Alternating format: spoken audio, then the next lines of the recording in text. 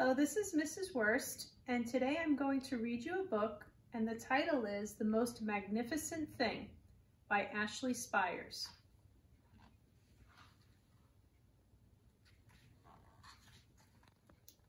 This is a regular girl and her best friend in the whole wide world. They do all kinds of things together.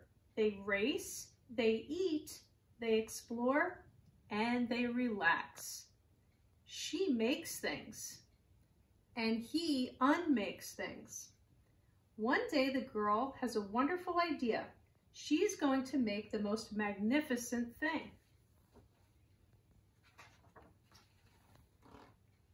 She knows just how it will look. She knows just how it will work. And all she has to do is make it. And she makes things all the time. Easy peasy. First, she hires an assistant.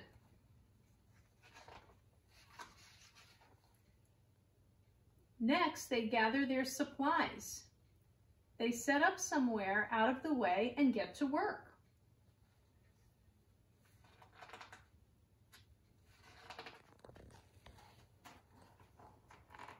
The girl tinkers and hammers and measures, while her assistant pounces and growls and chews. When she's finished, she steps back to admire her work. She walks around one side. Her assistant examines the other side. It doesn't look right. Her assistant picks it up and gives it a shake. It doesn't feel right either. They are shocked to discover that the thing isn't magnificent or good. It isn't even kind of sort of okay. It is all wrong. The girl tosses it aside and gives it another go.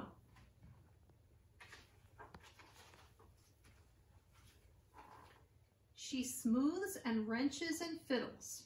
Her assistant circles and tugs and wags. When she's finished, she stands up and takes a long look at it. Her assistant gives it a nudge with his paw. The thing is still wrong. She decides to try again. The girl saws and glues and adjusts. She stands and examines and stares. She twists and tweaks and fastens. She fixes and straightens and studies.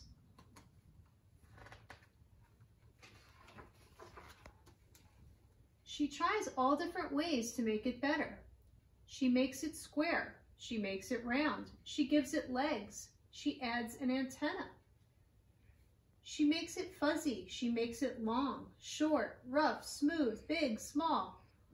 One even smells kind of like stinky cheese, but none of them are magnificent. Her hard work attracts a few admirers, but they don't understand. They can't see the magnificent thing that she has in her mind. She gets mad.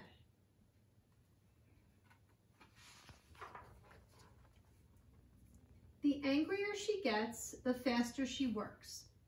She smashes pieces into shapes. She jams parts together. She pummels the little bits in. Her hands feel too big to work, and her brain is too full of all of the not right things. If only the thing would just work.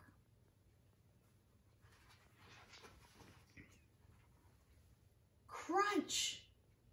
The pain starts in her finger. It rushes up to her brain, and she explodes. It's not her finest moment.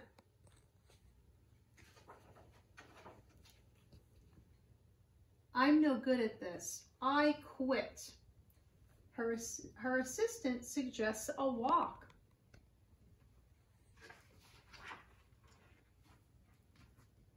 It's not much help at first. But before long, she starts to feel different. Bit by bit, the bag gets pushed out of her head.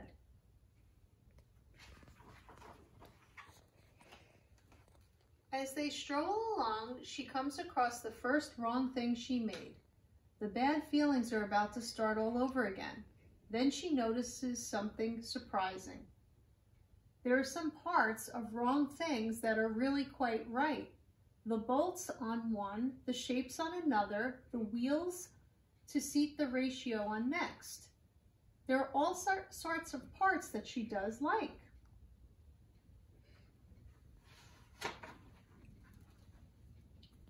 But by the time she reaches the end of the trail, she finally knows how to make the thing magnificent.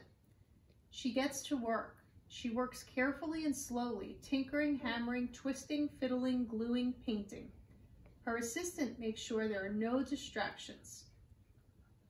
This is the perfect thing to ward off bears. This will stop that leak. This one's all wet. That afternoon fades into the evening. Finally, she finishes. She alerts her assistant.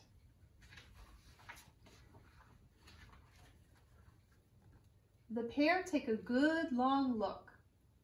It leans a little to the left, and it's a bit heavier than expected.